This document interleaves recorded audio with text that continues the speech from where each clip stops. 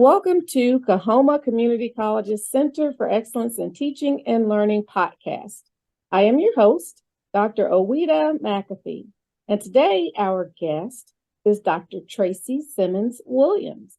Welcome, Dr. Williams. Good afternoon, and hopefully everyone is doing well. And thank you so much, Dr. McAfee, for inviting me today. Thank you for being here. I want to tell our audience a little bit more about you, or a little bit about you. Dr. Tracy Simmons-Williams is a certified OD expert. That's organizational development, right? Correct. And uses a host of psychometric assessments in her work with individuals, groups, and organizations to improve insights and impact. Certified in many workplace tools and systems, she has been certified in Myers-Briggs since 2003, and a host of other assessments and tools that are complements. Dr. Williams has served in senior level HR and OD roles across industries, higher education at the university level as Director of Career Services, and at the community 2-year college level as Director of Business and Industry Services. Also, as a consultant working with both for-profit and nonprofit organizations to impact learning and individual collective development. Dr. Williams is passionate about how leaders lead and what excites followers to follow. She completed her doctorate in leadership, graduate degrees in HR, education, and public administration, and her undergraduate degree was in business administration with a concentration in marketing. Currently, she is the lead consultant for Gemini Ed and Professional Services. So let's jump right in, Dr. Williams. Our topic today is understanding assessment results in academic and social settings. Understanding assessment results in academic and social settings. So what assessments are we talking about? Well, primarily, I like to just explain the fact that psychometric assessments cover one of 3 particular areas, which would be personality, aptitude and skills, and they also cover intelligence.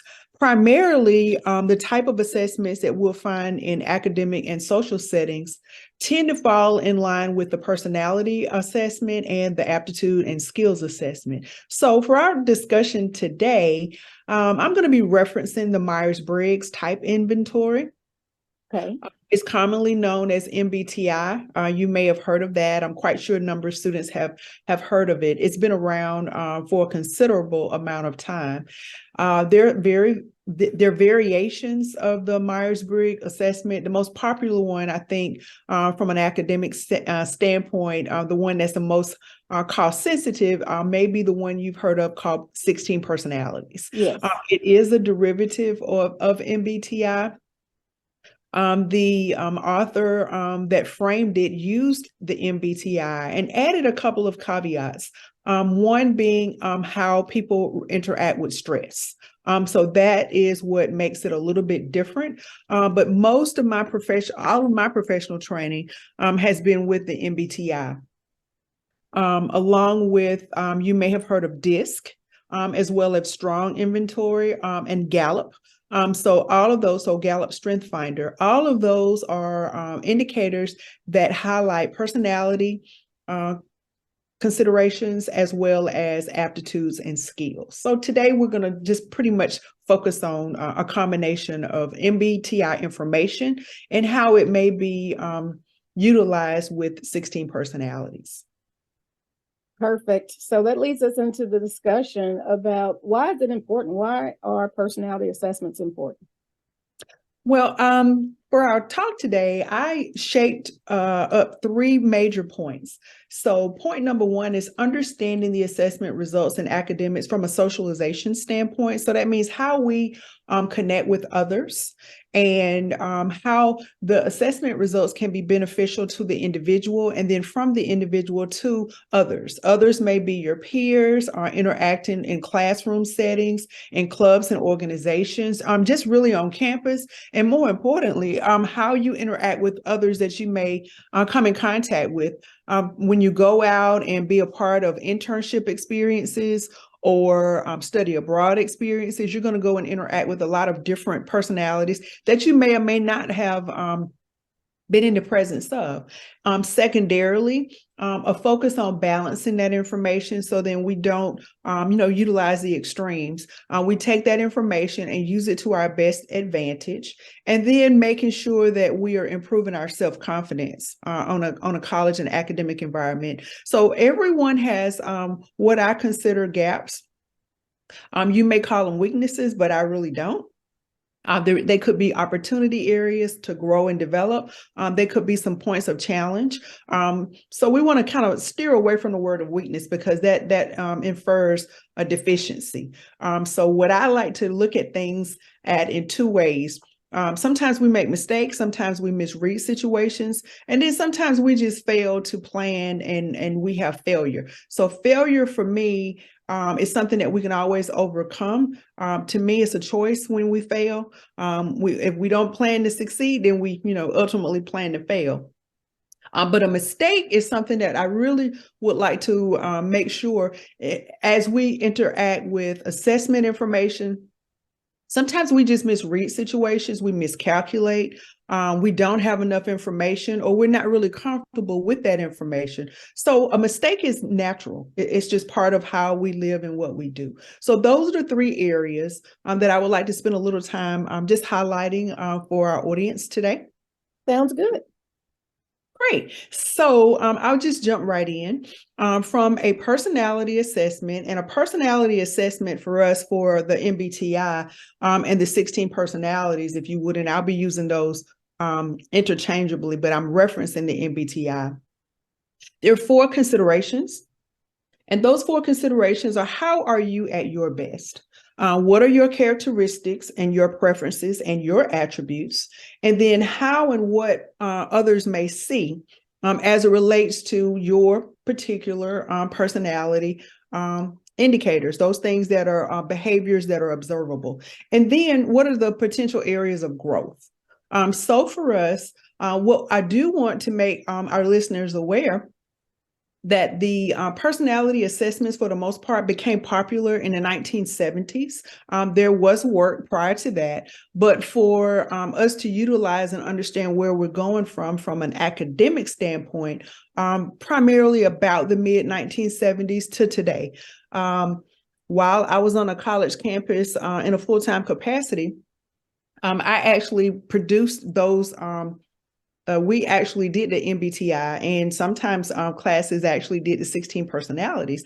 So that was something that was utilized consistently to prepare students within their clubs and organizations, and then for them to know more about themselves. So I did a frequent workshop called Know Thyself, Know Thy Path.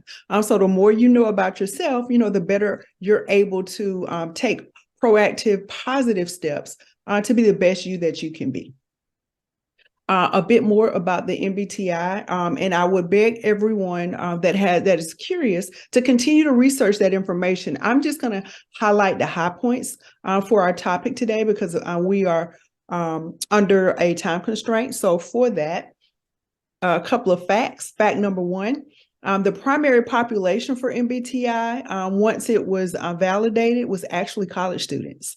So a lot of the data came from occupational areas that included nursing and healthcare for the most part. So those were the primary focal points. As of 2012, the assessment was updated in terms of their validations to ensure that it was a lot more inclusive, primarily in early research centered around males, primarily. So those males actually are not representative of the population that exists today. So back 2012, it's been plus 10 years now, there are more diverse representation in terms of the population that's been studied. So that includes more people of color and primarily more females. So it is most representative in terms of the study population. That's just some facts to center our discussion. So now just jumping right in terms of what is important to understand The assessment. The assessment is predicated or built on 4 particular categories.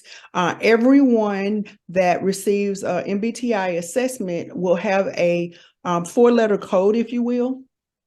And there's 16 combinations. So first, there's assessment that's done. The assessment is painless. Some versions are longer than others, but primarily the goal here is to get your 4-letter code.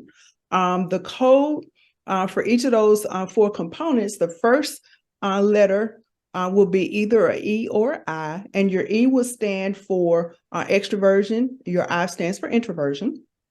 And primarily what we're looking at are the 4 pairs within that code. The first code acts as an indicator for how we direct and receive energy.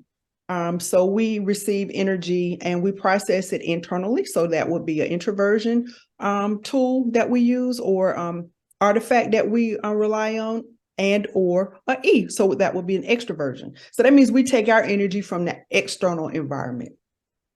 The next letter in the code would be how we take in information. So we either take in information by our senses, that means we are looking at what is observable, or we're taking it in through abstract types of methods. And so that would be intuition. Okay, so you have an E or an I. You next would have an S or an N. The third position in the code would be how we decide and come to conclusions. So we're either processing information either from a thinking or a logic standpoint, or from a feeling standpoint, from a social engagement, emotion standpoint. And then the fourth position of the code would be the way we approach life. We make conclusions, we come to conclusions, or we are perceiving information. So that would be a J or a P. Sounds like a lot, but it's very, very simple. There's 16 combinations of those codes. And from those combinations, you can read about each of those. And pretty much you decide what you're comfortable with. Primarily over the past 20 years, 20 plus years that I've actually used MBTI, it's pretty clear once you actually get your assessment results, because you take the assessment, you're indicating what your preferences are. You're pretty resound in terms of, yes, this is ideal in me. And it's so illuminating because a number of people are just surprised at how accurate some abstract assessment is that they've never really come in contact with. So there's a lot of validation that goes into it, and it's pretty consistent over time. With the 16 personalities, and I'll just reference that, they are actually presented in, again, 16 different boxes, but they're looked at in terms of how people respond. And so that's the difference in terms of the MBTI and the 16 personalities.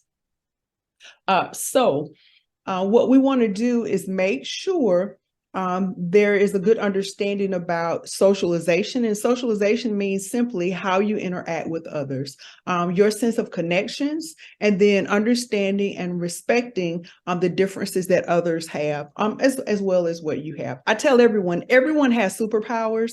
And so what you want to do is just tune into those superpowers that make you the best version of you. And back in the day when I was watching cartoons, we had Wonder Friends. And I likened that to the workshops that I do in terms of my examples. Each person has their own superpowers, but when you unite, then you become Wonder Friends. And when you unite, those superpowers are able to interact, sometimes plus and minus. So then you get the best version. Sometimes they balance each other out. And then sometimes you just have to have watch outs. So then you understand that sometimes, it's like oil and water. Sometimes, there's going to be a need to mix and mix carefully. Not too much, because too much, produces an unfavorable outcome in terms of your feelings and emotions. So those people that tend to be more introverted in terms of their processing, they need a quiet time. So overstimulation being overstimulated, acts as a negative for them. So they have to go back and regroup. And so those people that process in an extroverted way, they tend to talk a lot like me.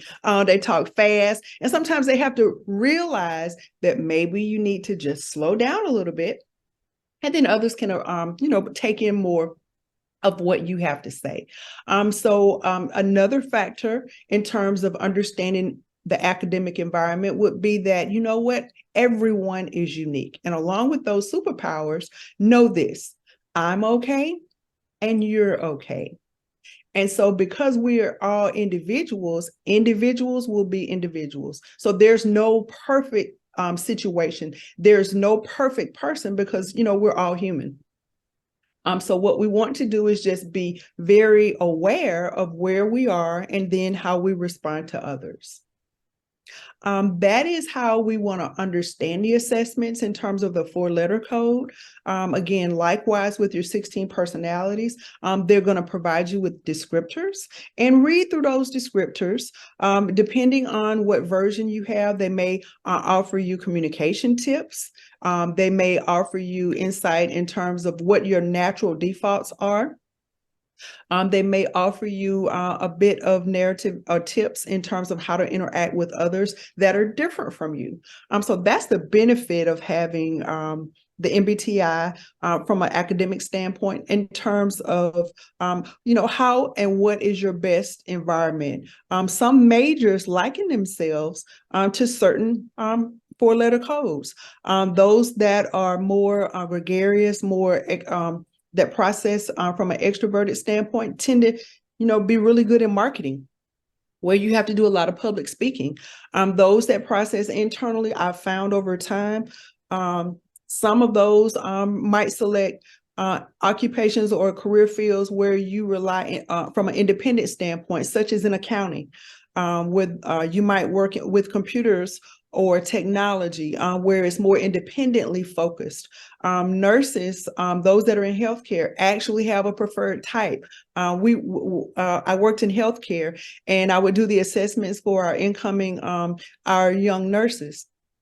Overwhelmingly, MBTI made a big difference in terms of the placement that they took in terms of mother baby, or if they were in an emergency room setting, or different areas. And it just assisted them in being able to make career choices that were optimum for them. So likewise on a college campus, consider MBTI when you're thinking about your major, in terms of those things that are what we call defaults that come naturally to you. You don't have to work to get in an optimum standpoint or optimum environment. Hopefully that is very quick, but high level. The next thing that I want to mention would be, how do we take understanding the assessments in an academic and social environment and balance? What is that? What is balancing? So balancing is really taking in information, which allows us to make better choices and better decisions. Really not obsessing or trying to change ourselves, because there's no reason for us to change ourselves. We are uniquely and wonderfully made and created. And so knowing yourself, knowing yourself first, and then being able to chart your path, whether that's the path to class or path to your dorm room, path to social clubs and organizations, being very comfortable with you and not having to make apologies, being kind and considerate and observing and respecting others, but being very, very comfortable in who you are in your skin. So the goal for us is to make sure we are aware of what our strengths are and the areas that might be a bit of a challenge, and work through those situations using tips that can be found with the narrative information for your MBTI. Now with the MBTI, it is comprehensive, and it'll give you the areas with that are your strength areas, as well as some cautions, some watch out areas, what happens when you're stressed, and those things that would benefit you in terms of, just knowing more about yourself. While that is the full-blown version of the MBTI 16 personalities, offers a stress factor, and it's called stressors. And those stressors highlight if you are easily stressed, those types of situations to avoid or to plan for. And then those that enjoy stress. Some people just are motivated by that adrenaline rush. That cortisone level has to be, a little bit more elevated, and you just operate at an optimum level then. So those people, it takes a while for them to be stressed. Again, the 16 personalities gives you that insight. You have to make that determination, but that is very, very good and useful information. So what happens is when you are aware, the optimum thing is to adjust to the situation, adjust your thoughts, adjust your responses, and then adjust your actions. So use your personal resources to be more adept in adjusting to those situations.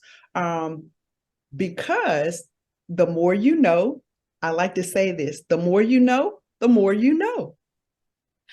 So what our goal here in terms of balancing the information would be, how and what do we do to produce the best situations and the best outcomes as it relates to, making friends, developing associations and classmates, how we interact best with our projects and our assignments. Again, study time. No, we're a procrastinator. Do we wait for that test to come and then we want to study all night long, and sometimes we run out of time. So being able to balance who you are with that information. And then the types of assignments and activities you participate in. Sometimes people they tend to believe that they need to be a part of everything.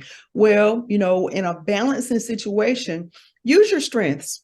So if you're really good in marketing, obviously you may want to be the person in the organization or activity that utilizes that talent and that skill.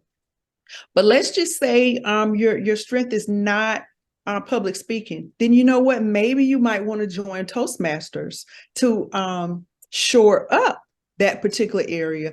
So now, not that it's a weakness, but you become stronger in that particular area. So knowing and being able to balance my time and my resources, my energy, and how I'm developing makes such a big difference on a college campus for students, whether you are a traditional age student or a non-traditional age student. Knowing your strengths in those areas where you can improve your self-confidence makes a better outcome. And that leads me to improving self-confidence, showing up those shortcomings. So Gallup research suggests that we do much, much better in life when we work in our strengths, when we are aware of those areas that are gaps for us, shortcomings, and we navigate to resources that can support us, putting ourselves in situations where we grow, we become more resilient, we develop some grit and some tenacity. It's nothing wrong with making a mistake. As I mentioned before, mistakes mean those are opportunity areas for us to get stronger. Now, it's a big difference from a failure. And a failure is when we just choose not to devote enough energy to a situation. But that's not a mistake. That's not a growth opportunity. And so I would challenge our listeners to always never be afraid of a mistake. The goal here is to grow, to develop, and to experience. And if you are operating in perfect shoes, then you just stand still.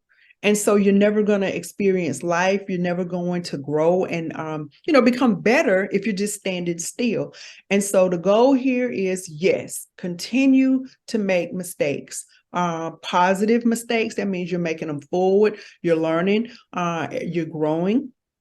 But not a limit, very, very, very minimum time spent in failure.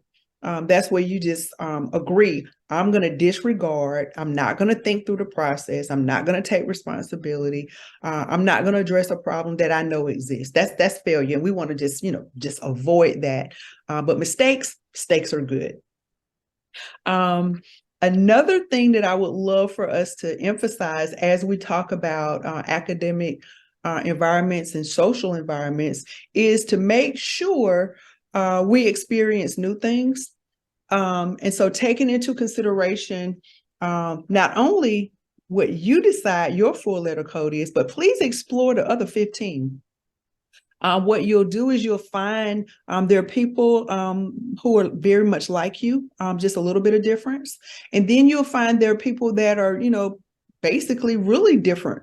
Opposites do attract because they end up being a support. And so always navigate to people and situations where you can feel supported. And the goal here is to develop strong relationships when you decide or you're presented with the fact that this is the area where you need to shore up a bit. Make sure you are developing relationships with people that can assist you. They tell you the truth, they push you forward, and they demonstrate concern and care for you by their actions. And so that means they're always there. They are consistent. They're that ear that you need to have, but they're also the person that's going to push you constantly to improve. They're going to be truthful with you to say, you did a really good job. Maybe you might want to, go back and think about, this, that, and the other. And it's all done in the effort of moving you forward. So always consider how do you improve your self-confidence? Surround yourself with people that care about you. And so for me, the goal for everyone that completes the workshop that I give in terms of specifics, understanding your type, and then reading through the narratives, taking the time to understand not only your particular 4-letter code. Again, notice what the codes stand for. So with those codes, there are a host of insightful tidbits of information, and they'll give you tips on how to respond to change. There's some tips there on how to utilize information. Think again, or reflect over it again. The first time you heard it might be a little a shock to your ears. However, but if you think about it and reflect, that information could be useful. And then when you're working with others in terms of teaming styles, those people that tend to be the leader of the group, those people that tend to just process and work behind, I'm quite sure everybody's had a project team where somebody's always the mouth or using the mic, and then you have those busy bees working behind the scenes. Those are the personality types that are revealed in the 16 personalities and the MBTI. So again, there are 16 types. Everyone is equally important. There is no one better than the other. They're just 16 because that's how the personalities fall. The 3 takeaways I want to leave you with for today's talk: the more you know, the more you know. I'm okay, you're okay. My personality is my superpower. I'm using it for my good so that I can do good. And always remember, no one is perfect. We are all human. Wellness is what's best. I want to thank you all so very much for your time today.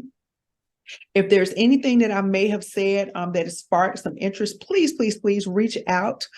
2 things. Look me up. More available at, and you can email me, drtswill@gmail.com is my email address. I'm on LinkedIn, Dr. Tracy Simmons-Williams. Please reach out and connect with me there. And please do follow up with Dr. McAfee. She's able to get in contact with me if more information is needed or resources are needed. I'm so happy to have this time well spent with you today. And I want to thank you all so very much for your attention. We've been talking with Dr. Tracy Simmons-Williams about understanding assessments, results in academic and social settings. Thank you so much, Dr. Tracy Simmons-Williams. My pleasure. Thank you so much for inviting me.